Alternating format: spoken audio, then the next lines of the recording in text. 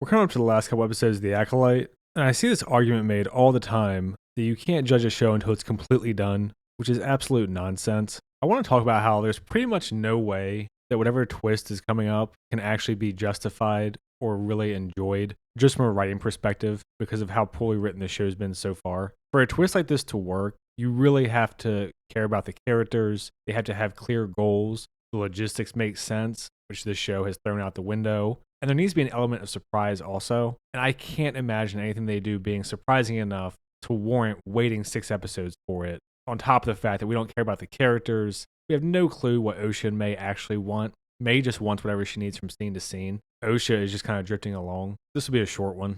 The show has relied really heavily on being mysterious and vague, but everyone knows the whole build-up and everything they've set it up for is how evil are the Jedi really. Because the show wants us to think that May is justified for seeking revenge for 16 years, enough to go on a spree of assassinations of the people that she blames. Just on the most fundamental, basic level of writing, the longer that your build-up is and the anticipation, the bigger that the payoff needs to be. An obvious example of this would be Game of Thrones, where you built up to the White Walkers for 7 seasons, and then killed them off in 1 episode, and you let Arya do it instead of Jon Snow, which is what they had actually built up to the entire series. I'm assuming that the next episode is going to be another flashback, at least for some duration of it, and this flashback will be the one that's supposed to explain to us why May is justified, why Chimera is justified, why the Jedi are bad. And if I'm right, then what the show has done is take 6 episodes to build up, and the show has pretty much taken the position that the Jedi are completely guilty. We saw Tommen kill himself in episode 2. We've seen Soul bordering on tears pretty much the entire show whenever the subject comes up, to the point where he's saying that he's going to turn himself into the High Council.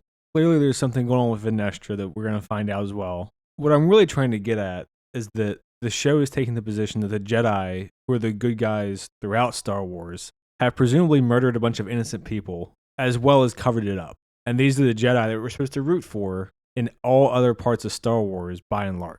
And something to keep in mind is that the perspective of Leslye Headland, who wrote the show, is that Chimera is justified for killing all these Jedi. Was it important for you guys to highlight he's still a dude who very clearly something happened that turned him into this, and it's not just Yes, an evil for evil's sake. you would be able to follow and relate with maybe not the murder, but you could definitely relate with what he's saying. You know, when he says, "I want freedom," they're like, "Well, yeah, everybody. You know, how can you not want that?" When he says, "The reason I'm doing this is because you say I can't exist," like it's a very almost countercultural idea for. So the whole point of me making this video is to say that there's essentially nothing that the show can do at this point to try to justify and make sense of the things that it's trying to justify. The show either has to make the Jedi completely evil and presumably not held accountable for their actions, at least among the other Jedi. I think it's a pretty safe assumption to assume that at least Saul is going to die. Or it has to make the Jedi and the witches have some kind of stupid accident or miscommunication that makes you go, oh, this was the buildup for May's 16-year revenge quest. This was the reason for all their guilt. This is what's supposed to justify Chimera killing them.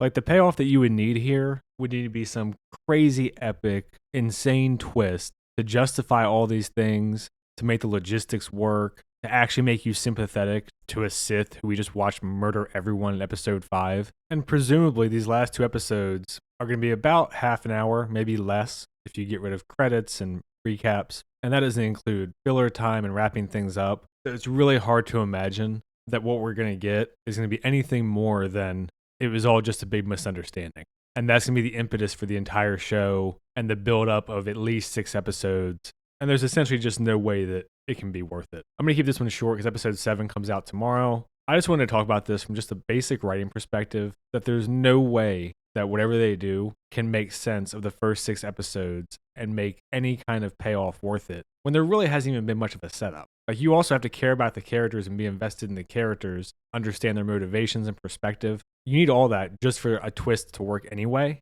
They simply don't have the time, even if they were competent writers, which they're not. I'm going to leave it here for this one. Comment, let me know what you think. I try to respond to everything. It's not just an insult. Like and subscribe and all that shit. Thanks. See ya.